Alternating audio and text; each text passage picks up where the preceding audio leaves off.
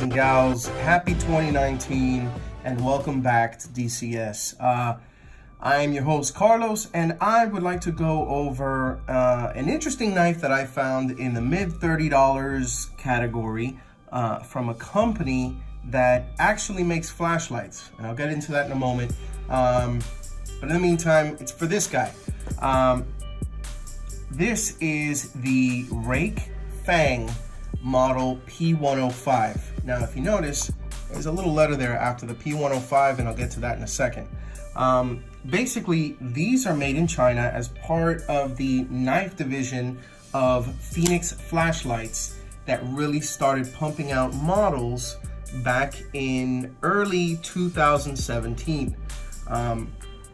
The knives pretty much go up to about, I want to say $70 as of the date of this video, and they all, I believe, exclusively use Sandvik 14C28N. This knife in particular is the P105K. This is the Ruike Fang, and the designation K has to do with the color itself. There are two versions of this particular knife. There is the standard blue and black G10, which is the P105Q, and then there is this version, which is the P105K, and it comes with, from what it says, pale blue and black G10. Now, they are basically the same knife. They're liner locks, you know, the G10 scales that have been, as you can see, there are, you can't really see it there. Let me see if I can go ahead and find an angle so you can see it. They've actually, you know, milled it down, and so you can see the different layers of the blue and black G10. I really like how this is and how it's been set up. So here you go. Now, let's get to blade info for the Ruike Fang. I'm going to call it the Fang from now on because this is going to go ahead and apply to both the P105K and the Q. We have a 3.6 inch flat ground spear point blade. Like I said, it's made of Sandvik 14C28N steel. This is 8.4 inches overall with a 4.8 inch handle, okay?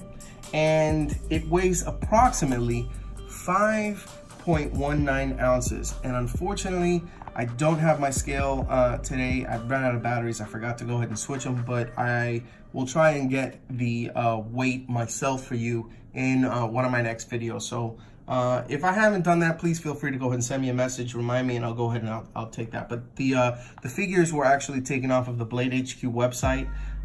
So if they happen to be different, please feel free to go ahead and send them a message and flame them, because they usually put information that's kind of wishy-washy. And I don't know why they do that. I mean, they have the tools to go ahead and check it themselves anyways. But okay, so as for a size comparison with other knives, so I have the Buck Marksman. This is the SK Blades Gray Ghost Edition with a badass little edge on there. So you can see it's pretty close. And you have the Kershaw Blur. This is one of my worker knives with an MXG deep carry clip. This is the version that came out with BDZ1 steel. And the irony is, even though this is BDZ1 steel, the standard versions come with 14C28N steel, which is what the Ruike Fang is sporting at the moment. So there you go. And here is the Benchmade 555 Mini Griptilian. This is actually a special Griptilian, and I'll get to that in another video. It's something that's very near and dear to my heart.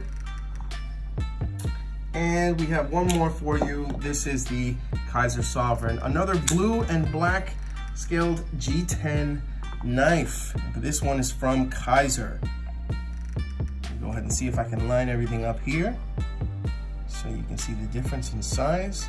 As you can see, the Ruike is no small guy. It's no small fry. It actually inches out even the Sovereign, which up until recently, with the exception of the Buck Marksman or the Gray Ghost, is probably the biggest of the knives that I will actually carry. And if you notice, the Buck Marksman may actually be a little bit bigger. Oh no, they're about the same size actually.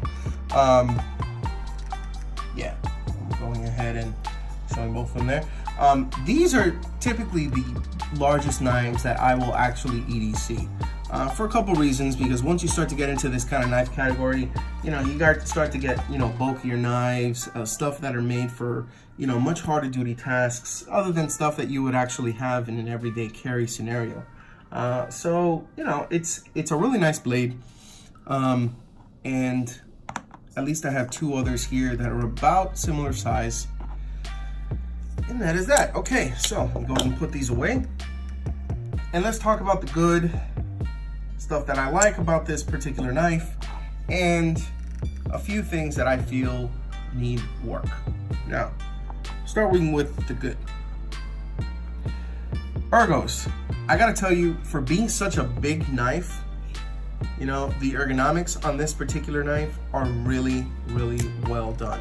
I don't know what it is, but it's like right here, you know, where you see the layers of the G10 kind of dug in. What they've done is, you know, they've actually worked into the scales that basically have been laminated together over a bunch of different layers. I don't know if you can see that very well. And they put it in common places where the hand placement is almost always going to be.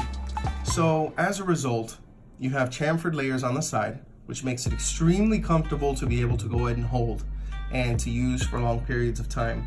You have this this dig right here for the thumb area, and this actually serves a pretty big a dual purpose. Number one, when it's inside of the pocket, as you can see, okay, there's this curve here, kind of dips here, and then the flipper tab is nested right here inside of this little curve here. Now the flipper tab itself is not very big.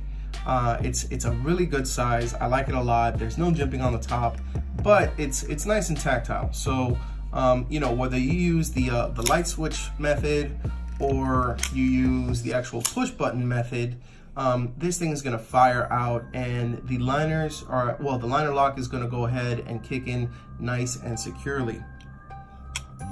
Really, really awesome design, because when it's in your pocket, because of this curvature, it's not going to have any bearing on, you know, you going in and actually hitting the actual the flipper tab and engaging it, and you know, that whole pocket pecker scenario, kind of like a similar knife that was offered with Kershaw in smaller dimensions. This is the Kershaw Link.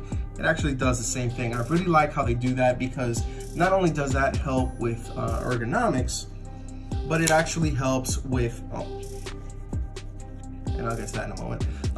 It actually helps with being in the pocket and not pecking your hand while you go in and you check for stuff that's in your pocket other than the knife. Now, there is some jimping here. This is the only place that you'll find jimping other than the liner lock, and the liner lock itself is very easily accessible, as you can see. Okay, now another good thing that I like about it, it'd be nice if I could maybe close this. All right, so another thing that I really like about it is the fact that it comes with a standard deep carry clip, and the screw orientation makes it pretty easy to swap out in case there's something that you'd like to go ahead and switch with it. I haven't switched it out yet, but it looks like it would be able to fit something along the lines of, say, the clip that you can pick up off of Kershaw's aftermarket for the Kershaw Link. Now, obviously, that's not going to match the fact that you have a satin polished blade, which picks up every smudge, but it is what it is. I mean, you know, small price to pay for something like that, should you choose to want to go ahead and swap out the clip. Now, blade shape. If you notice, the blade shape is a lot different than most of the knives that I brought up here. I mean, you know, let's say, you know, I'm bringing out the Blur. The Blur has a normal standard recurve, but this one is in particular has the Tonto and the BDZ1 steel. Then you have the Sovereign from Kaiser. This is the Vanguard line, and this one has a sheep's foot kind of blade. Then you have the Mini Grip, which is, again, another sheep's foot blade. Go ahead and put this guy away. All right. Then you have the Buck Marksman. And as you notice, all of these blades are, you know, pretty standard. But one thing that I really like about the Ruike Fang is that this blade really reminds me of my chef knives. In particular, I use two knives in the kitchen almost 95% of the time. One is a Santoku and the other one is just your standard petty knife or your chef's knife. I guess, yeah, actually they call it the utility knife. And that's something that this really reminds me of. You know, you get behind the blade and you can really put some work behind this, whether it's food prep or, you know, general EDC tasks. This type of blade, it is fantastic. And with the 14C28N steel, it comes nice and sharp out of the box. They do really well. The job is done really well with regards to the grind and the polish, as well as the you know, the end finish, the sharpness of this particular knife. But if you go ahead and you work on this, it's very easy to work on a Lansky system, a KME, you know, Wicked Edge, Spyderco Sharp Maker, freehand, whatever you choose. This sharpens extremely well. It takes a keen edge, and this is going to put in some really good work. If I'm not mistaken, the Hardwell, the HRC on this is anywhere between 58 to 60. I want to say sometimes it's brought up to 61. Really useful blade shape. To me, it looks like a micro utility kitchen knife. So, and back to the grind. The grind, it's nice and evenly centered.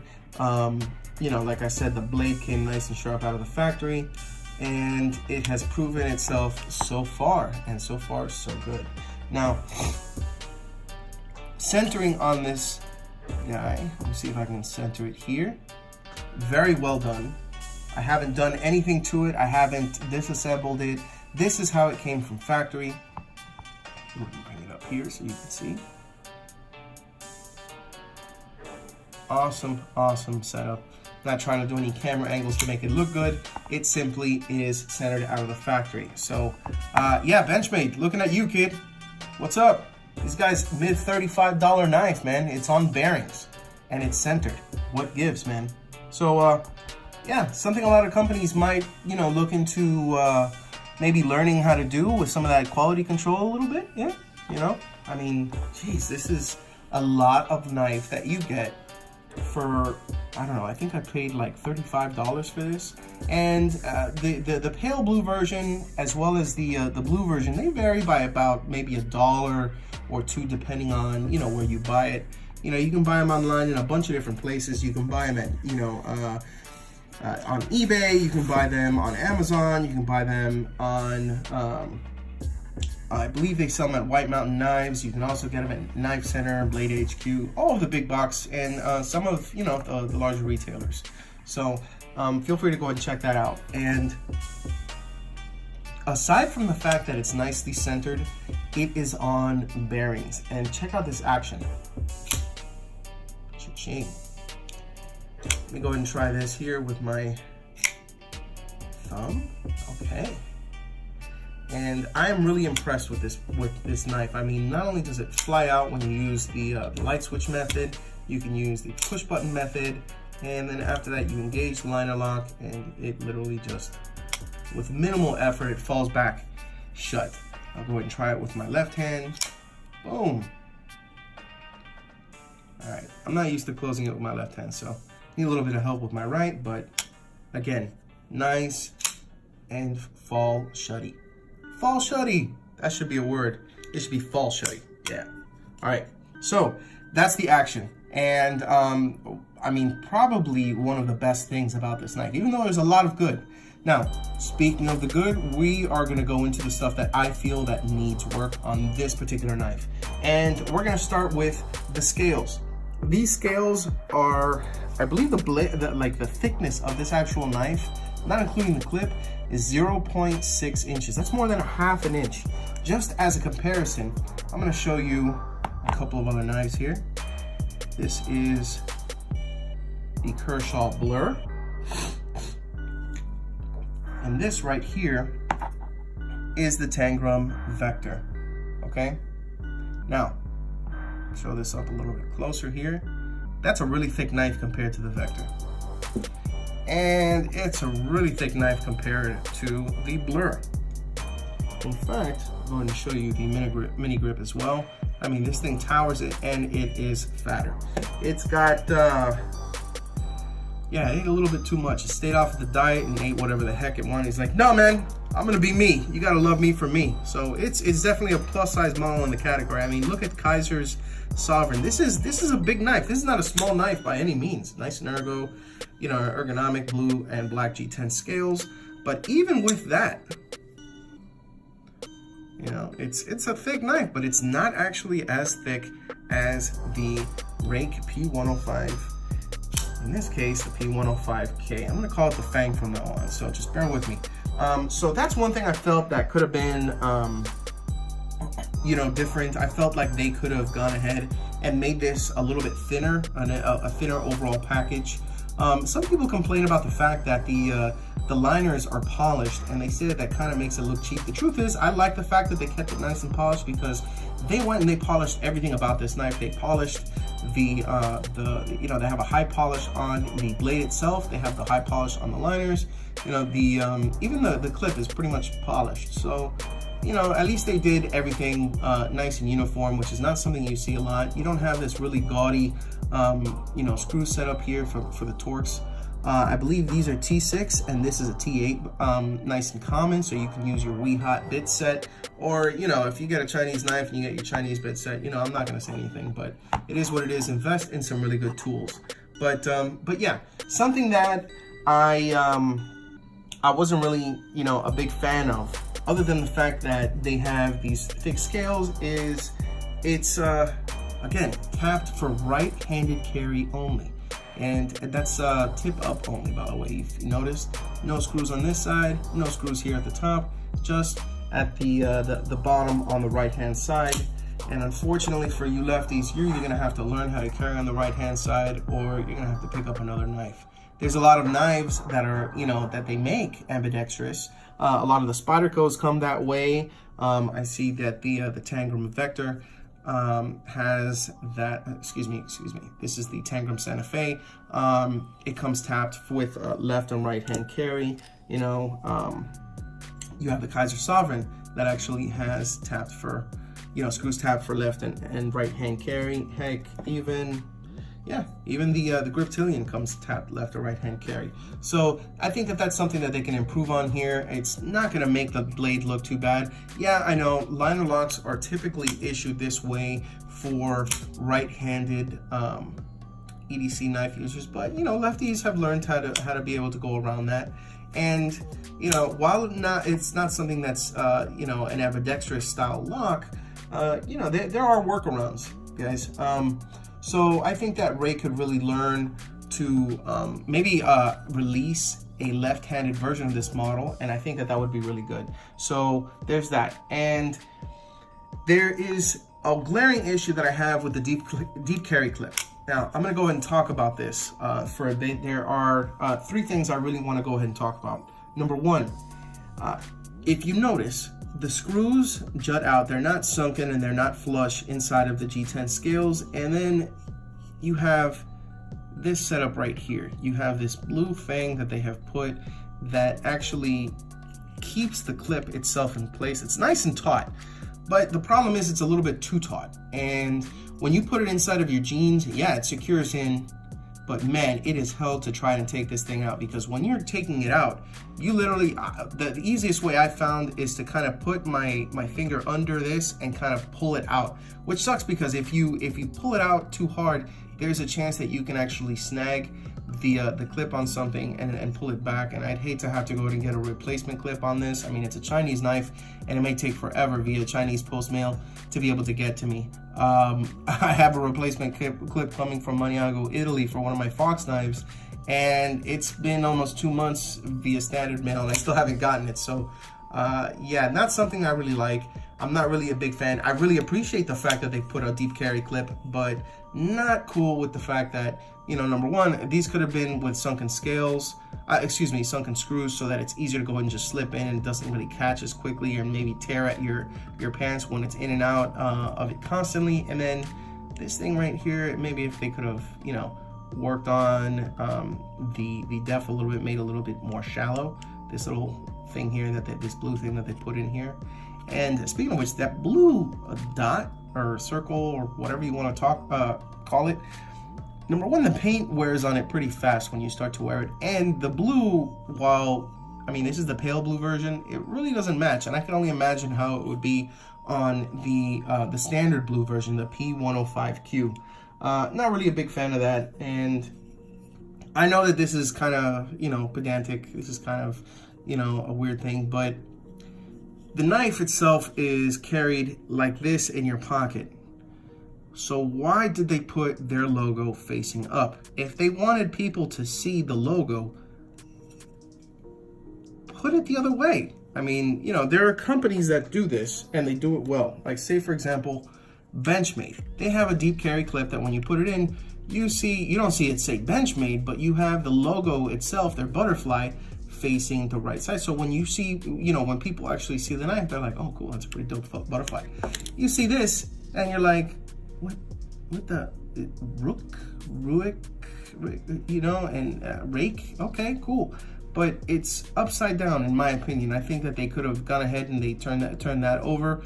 And you know, again, that's just a small thing. Other than that, you know, the text on this particular knife is really nice. Rake's logo is, you know, not too gaudy. The text on it is perfectly fine. And, you know, everything else that's on here is pretty standard. They have what looks like a serial number down here. They have the blade steel, and they have the designation on the model, and they have something here. Has like a downward kind of an upside down triangle on the 05. I don't know about that, but everything else seems, you know, pretty nice and clean. The only other thing I can take away from this blade is that since it's a very high polish, anything you put on here, you're gonna see pretty quickly. I mean, you can see my fingerprint on there. But that said, you know, not a whole lot to really, you know, say that are glaring details that need work. I could learn to live with that. I mean, especially at the price point, you know, as a budget knife, this is really nice. You know, typically for budget, you know, larger knives, you'll see something that's not on bearing, something with, you know, a cheap steel. You'll see Kershaw's 420HC. You'll see the the HCR 13 MOV. You'll see AUS 8. Sometimes you'll even see D2, like on the Ontario Knife Company knives. They chose the 14C28N, and they've actually been using it in all their lines across their knives across the catalog as of, you know, the date of this video. They may have something different later on, but even for their fixed blades, they're using that, and that's fine because they are offering, you know, some of their fixed blades at, I think the highest price point being $69.95 per what I saw on some of the knife companies, and I mean the knife websites. And I mean, there are other companies that use 14C28N, like I don't know, I'll just throw a brand out there that, oh okay, a Swedish brand, Mora uses this on some of their knives that cost upwards of, I want to say 80, 100, 120, maybe even on 150. And you're getting, you know, good quality steel, a quality heat treatment, you know, a nice blade shape. You know, you're gonna get a lot of use out of this, and it's nice and comfortable, believe it or not. Even with the clip being the way it is, it doesn't dig into my, you know, extra medium hands, and you're getting this in the mid-30s. You know, this is a really good knife for this particular price point. There are a lot of knives that you know, end up in this pricing category, and this knife, I have to say, it's a sleeper, especially for a company that is just getting into making knives. They haven't been around for a very long time. As of this video, they've been around for about 2 years.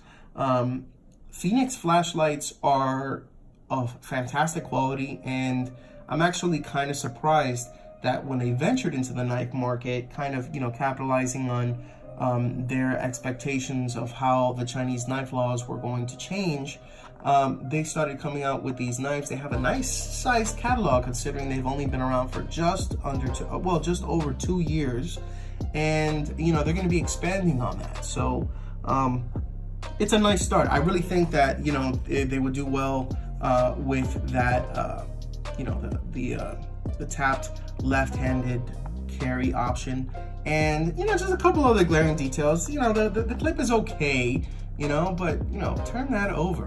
You know, turn that text over. But other than that, I really can't tell you that I don't like this knife, because the truth is, I do. I mean, the action on this is great. It even puts my my Kaiser Sovereign to shame. I mean, I have it right here, and you know, while this one is on washers, I mean, you know, this one. Hey, come on. It's not too hard to make it fall shut. But look at this, guys. Look at this. Boom. One more time. Boom. There it is.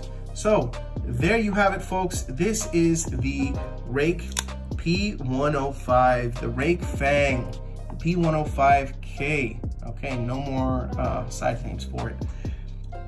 It's been a pleasure showing you this knife. It's been a pleasure carrying this knife. I think that this is going to be staying in my collection for quite some time, and it's going to be finding some pocket time with this guy. And so far, I really like it.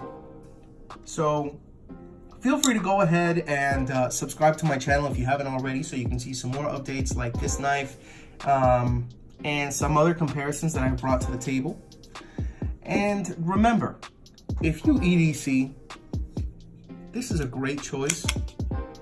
But no matter what you EDC, whether it's the Benchmade, whether it's the Marksman, whether it's the Tangram Santa Fe, whether it's the Kaiser Sovereign, hell, even if you go USA made and you pick up something like the Kershaw Blur, or like I had mentioned before, pick up the Kershaw Link 420HC steel. If you EDC, think of DCS. DailyCarrySolutions.com. Thank you so much for checking us out. You can reach me at Daily Carry Solutions on Instagram. I really appreciate you taking a moment to view this video. I know that this one's hitting, what, 27 minutes already? And, you know, people don't like to listen to long videos, but I really like to get into the, you know, the nitty-gritty of stuff. I really put my thoughts into what I carry. I'm not somebody that just buys a knife and goes ahead and say, oh, okay, well, you know what, I'm gonna look at manufacturers' websites and, you know, look up the stats, get the knife really quick and show you what I think of it. I actually like to use my knives and then, you know, tell you what my personal opinion is on it. So that being said, thank you so much for checking out the channel. I hope you subscribe so the next time I upload some content, you can go ahead and get first dibs on views. And hope to see you on Instagram. You can hit me up on my dailycarrysolutions.com website and send me a message if you have any questions, or feel free to comment below. That being said, I will see you next time. You take care, everybody. Have a good one.